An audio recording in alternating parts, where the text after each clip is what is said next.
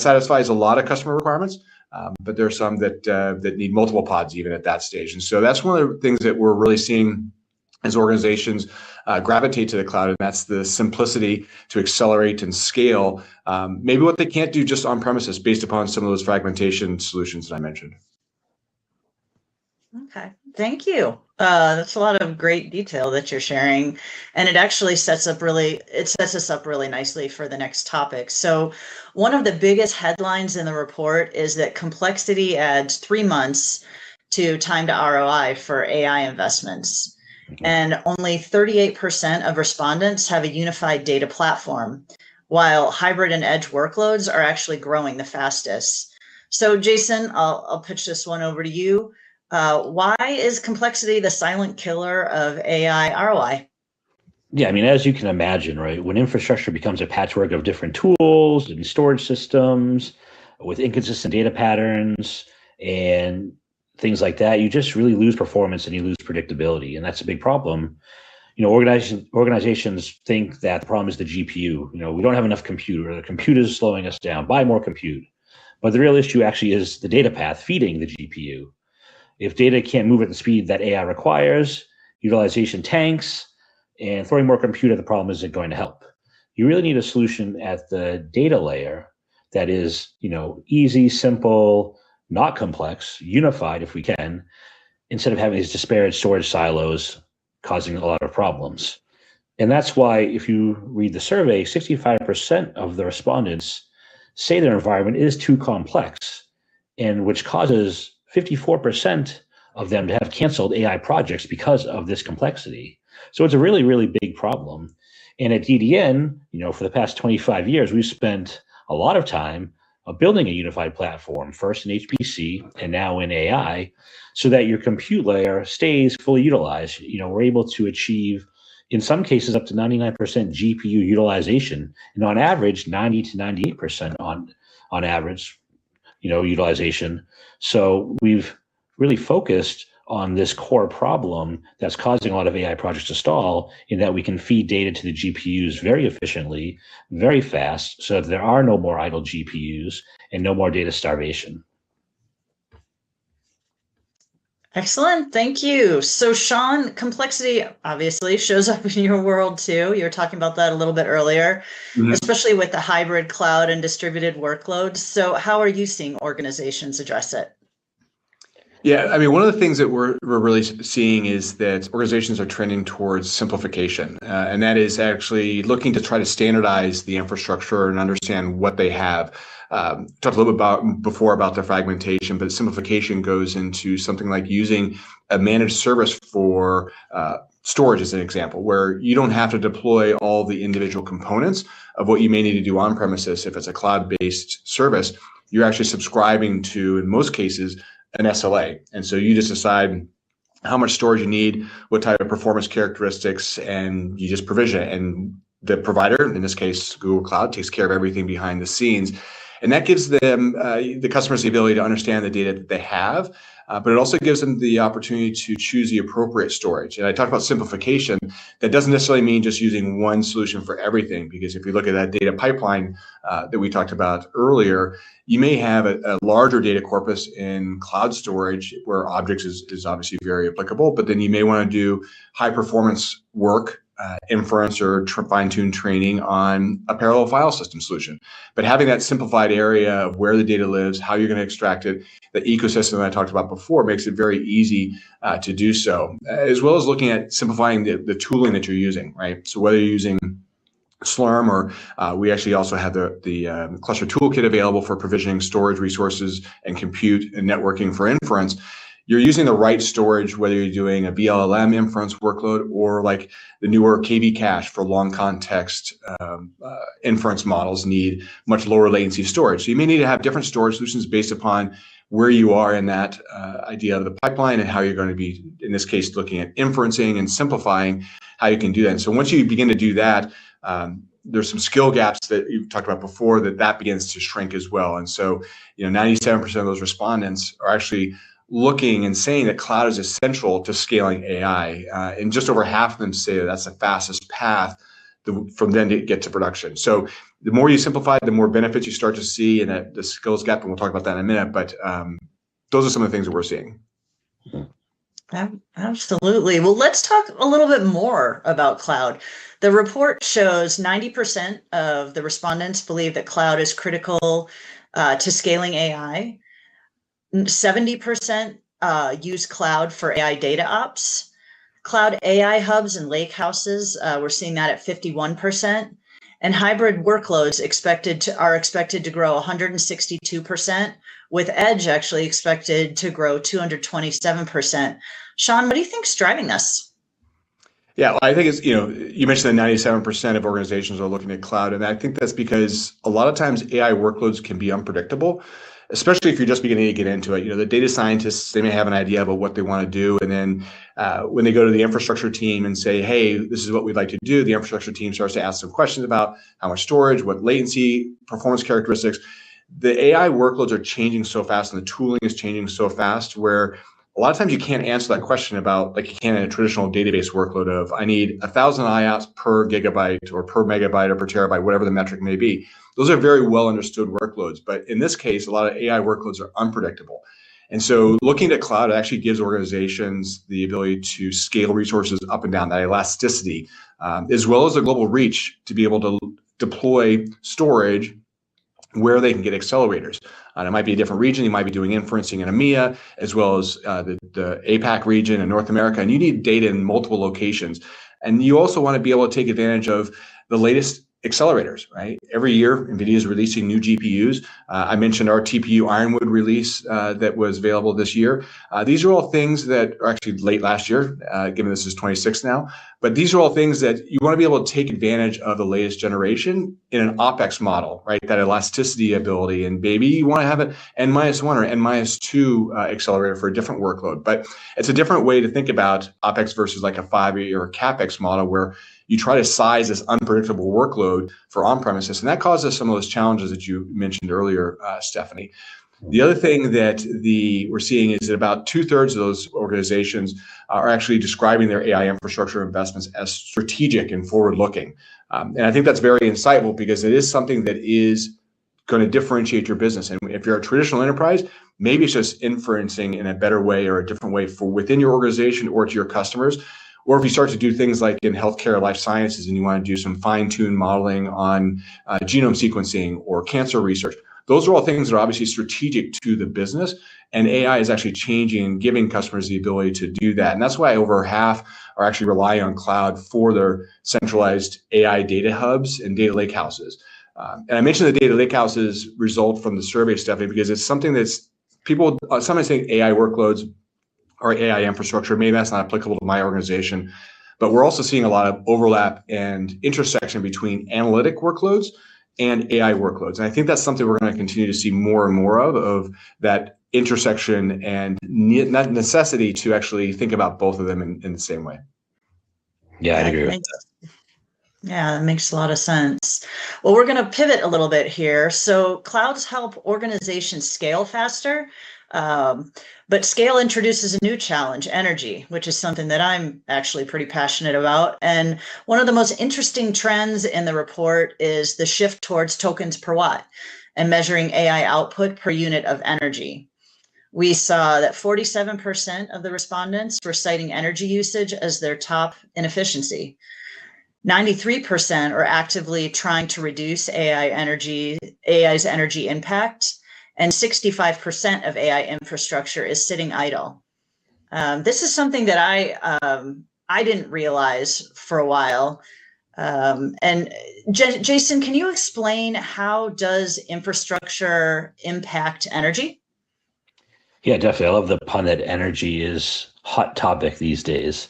If you think about the power and cooling costs that go into trying to maintain these massive AI data centers, it's pretty massive. In fact, I just saw an article before the new year that there are 3 data centers in the Santa Clara, California area that can't open or be turned on because they would wipe the power grid, the electricity grid, and basically no one in that area would have power anymore if they got turned on. So it's a huge issue. Yeah. Right, it's a huge issue. And another fun fact, sorry, but I worked at EMC a long time ago, and we got to actually tour a data center, an AI data center, but a data center in the middle of the Las Vegas desert. Well, guess what that requires? A lot of cooling. So even back in the day, I'm dating myself, but even now more with AI, it's even more top of mind and relevant. And energy is really becoming the new currency of AI, whether it's power or cooling. They both take energy, right? Running these massive AI factories, they run continuously.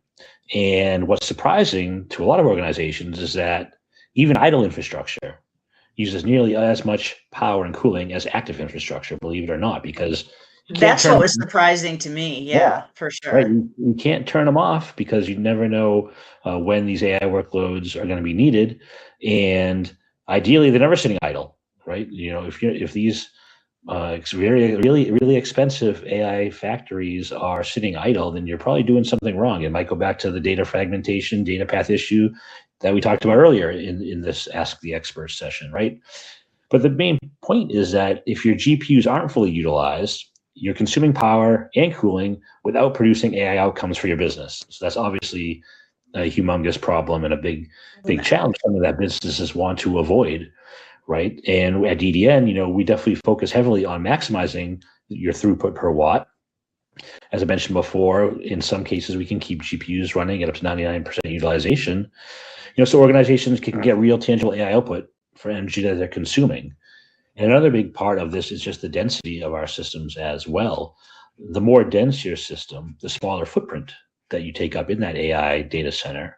And so we've also focused on that as well at DDN to try to maximize the data footprint so that, within a quarter of the size of a competitor's platform, we can have the same density in that smaller footprint, which would help you reduce your power and cooling and data center footprint costs as well. So definitely a huge topic, very top of mind, and will continue to be for a while. And it's actually just coming to the forefront now, as you've seen a lot of articles coming out in the various tech industry media. So something to watch for sure and to be focused on. Absolutely. I'm not going to digress too much, but just my background is actually before working in AI infrastructure is in the space industry. And I know that there are some interesting things that Google's looking at with space infrastructure for data centers. But that is a topic for a different conversation. Sean, today, with what we've got going on, how is Google Cloud helping customers tackle this energy issue? Yeah, well, at least on Earth, we're actually designing our data centers with every watt, not even just kilowatt, but with every watt in mind. And that includes everything that's needed from the network to the compute, to the accelerators, to storage. All those things are carefully planned. And that's actually one of the advantages of cloud versus on-premises. And Jason, you're talking about the data centers that can't turn on because they don't have power. You as an organization could be in that same situation where if you go through that planning and sizing and your AI workloads change, you may not be able to add more compute or add more storage resources based upon the power. And so one of the things that we've been doing in Google Cloud is actually thinking about how do we optimize our hardware across the portfolio for AI. And we collectively talk about this as AI hypercomputer, which includes the compute and storage and networking, which I spoke a little bit about before, but it also includes how do you provision those resources efficiently, and how do you spin up and spin down resources and commit to using a certain amount of compute resources over a period of time versus just simply on demand. And so there's some different pricing models that customers can take advantage of, as well as when those available resources are there to run AI workloads. And we've been working actually on that cooling challenge, Jason, that you mentioned. We've been investing in liquid cooling for our data centers, and we've been doing this since 2014. And we are planning to contribute our 5th generation coolant distribution unit spec to the Open Compute project later this year. So we're kind of passing along a lot of the work that we're doing to try to keep data centers cool to the open source community. And as far as scale, we have around 1 gigawatt of the total deployed capacity, which is about 70 times that capacity of other fleets. And to put this in a little bit of context about how much and how carefully we're thinking about watts, we've actually gotten down to the point where we can measure a single Gemini prompt, which is very efficient and actually is more efficient than some of the public estimates, but it actually uses about 1/4 of a watt hour of power about 30 milligrams of carbon dioxide consumption, as well as 5 drops of water. So we are investing in trying to optimize, obviously, what we're doing for companies to take advantage of Gemini. But if you're running your own AI infrastructure, we've optimized our data centers for this power and cooling in mind. That's impressive. Very impressive. Isn't it? And to have that you guys are taking it to that level and getting those kind of measurements. I'd love to see that. All right, so we're going to move on to skills gap. We could talk 20 minutes on any one portion of this. So, but we're going to try to keep moving through quickly. So we don't lose people's attention here. But everybody also, we are going to give you access to the full report, and please take a look in detail and see. There's just a ton of information, interesting information in there that'll be relevant, help you decide, help you put into perspective how you're handling some of these things and how you're approaching some of these issues, seeing how other people are doing it across different industries. So, okay, all of this innovation that we're talking about depends on people. People are still involved, being able to operate it. And that's where the skills gap really stands out in the data. We're seeing that 98% of respondents reported AI-related skills gaps, with 72% relying on third-party experts and 65% saying that their stack is just too complex for their team. Sean, what are you seeing in terms of skills and partnerships? Yeah, I mean, it's necessary to make this successful, and it's actually one of the things that also lends itself towards managed services, because you can focus your team on what you're building your core competency around, and certainly it's going to be around data scientists and some of those things that are going to be unique to your organization, and you can maybe not focus on other areas. And so those skill gaps, the percentage you mentioned, Stephanie, that's one of the things where you can focus your efforts where it would make sense, build that muscle memory about how to deploy, how to spin up AI pipelines, how to do that fine-tuned training or inference modeling. But it's really those balanced partnerships and that balanced infrastructure that's really providing the strength for companies to take advantage of that, compared to what maybe they try to do themselves in-house 100% by themselves. Great. Jason, what does partnership look like for DDN customers? Well, it means a lot of things. If you think about DDN, we don't just deliver infrastructure. We co-design AI workloads with customers so that we can optimize for their use case, whether that would be model training or inference, RAG, data analytics, whatever it may be. So we work closely with our customers to partner with them to ensure we're going to meet their needs and they can achieve their business outcomes. But our engineering teams work closely with Google Cloud and NVIDIA. We've had long-standing partnerships, collaborations, whatever you want to call it, with both companies for a long time from an engineering perspective. And it's been very fruitful for all companies involved when we do that. If you think about what happened this week at CES, NVIDIA announced Vera Rubin. We've been working with NVIDIA for the past, couple of months or so to ensure that DDN's technology will work with Vera Rubin and Bluefield 4, and it already does work with SpectrumX. But there's that collaboration that is super critical then with Google Cloud for Google Managed Lustre, as well as having our NVIDIA platform in their marketplace. A lot of collaboration with these core partners, because it's not a one trick show. It's not how it is nowadays, especially with the complexity that we talked about for AI. We also work with other partner teams with Cognizant, for example, and Supermicro to ensure that we're working together to meet their customers' needs as well. And together, we really help close that readiness gap, help build AI skill sets. And really, like I said before, the ultimate goal is to reduce time to business outcomes for AI. And, AI has really become a team sport that way.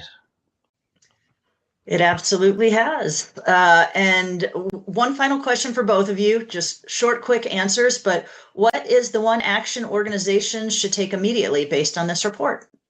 Good question.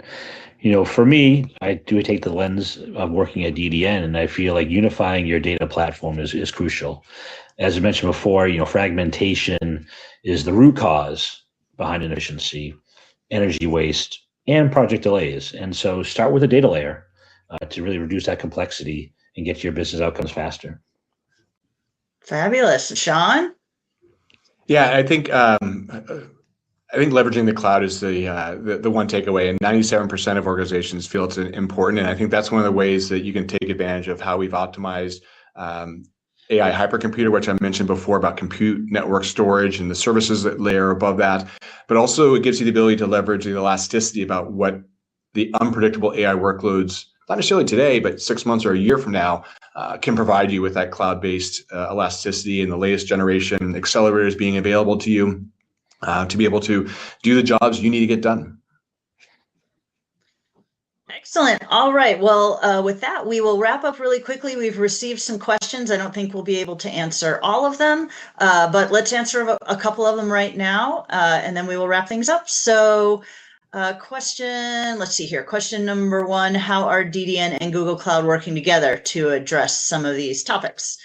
Sean, if you want to answer that. Yeah, so one of the things we talked about was optimizing storage in the cloud. And so we partnered with DDN, and we're offering a fully managed service called Google Cloud Managed Luster. This is based upon Exascaler, which many of you watching this are familiar with on-premises deployments. But now this is actually deployed in the cloud. So it's a fully managed service, fully integrated into a lot of our GKE and GCE infrastructure, as well as being able to move data between cloud storage and a very high performing parallel file system. So if you need terabyte a second of throughput, sub-millisecond latency, petabytes of capacity, similar to what you're used to with Exascaler on premises, you can now take advantage of that as a service within Google Cloud. To the next question, can you share any more details about the survey respondents and how the survey was conducted?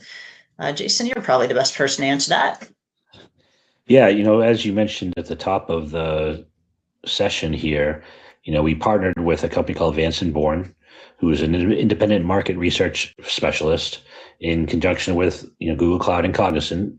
We've developed a survey for about 600 IT and business decision makers from organizations with at least 1,000 employees in the USA, in the AI sector, we'll call it, right? They were from different industries, right? Whether it was finance or manufacturing, automotive, public sector, life sciences. So across a bunch of different industries, we surveyed them with I think it was about 27 to 30 question survey, I believe. And essentially, we